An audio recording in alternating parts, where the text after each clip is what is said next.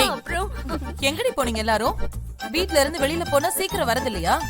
போனா போன இடம், வந்தா வந்த இடம் இருந்தா வீட்டு வேலையெல்லாம் இங்க யார் செய்வா?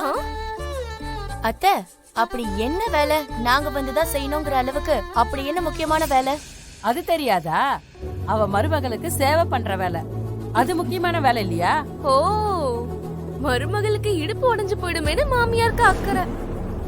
ஓ, அப்ப நமக்கு ஏதாவது ஆச்சுன்னா? அத பத்தி யாருக்கு என்ன கவலை?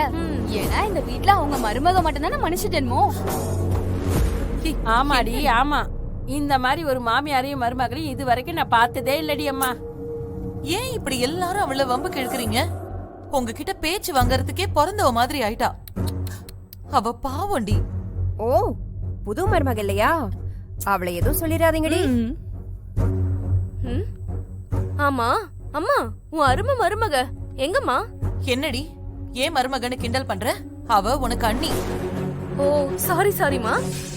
ஆமா, எங்க அண்ணி எங்கம்மா? ஆலிய காணோம். ஏய், அக்கறை பத்தலடி. அப்படியா? இப்ப பாரு. அம்மா, எங்களது ஆரோக்கிய அண்ணி எங்கே சென்றிருக்கிறார் சொல்ல முடியுமா தாயே?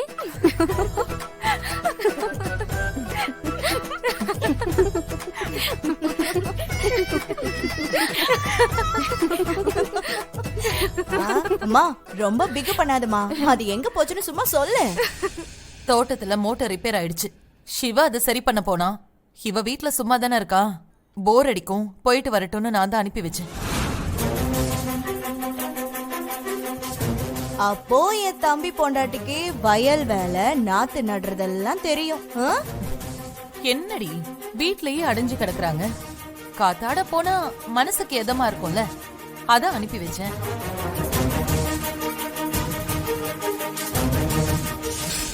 என்னது, காத்தாட மனசுக்கு எதமா இருக்கணும்னு நீங்களே அனுப்பி வச்சிட்டீங்களா? பாத்தீங்களாடி, நாம எது நடக்க கூடாதுன்னு போராடுறோமோ அத நடக்க வைக்கிறதுக்கு அத்தையே சதி திட்டம் போட்டு அனுப்பி வச்சிருக்காங்க. அங்க எதுவும் நடக்கிறதுக்குள்ள நாம போய் தடுக்கணும். வாங்க. என்ன சொல்ற நீ? அக்கா வா போலாம். ஏய், நீ எங்க போறீங்க? ஏய்,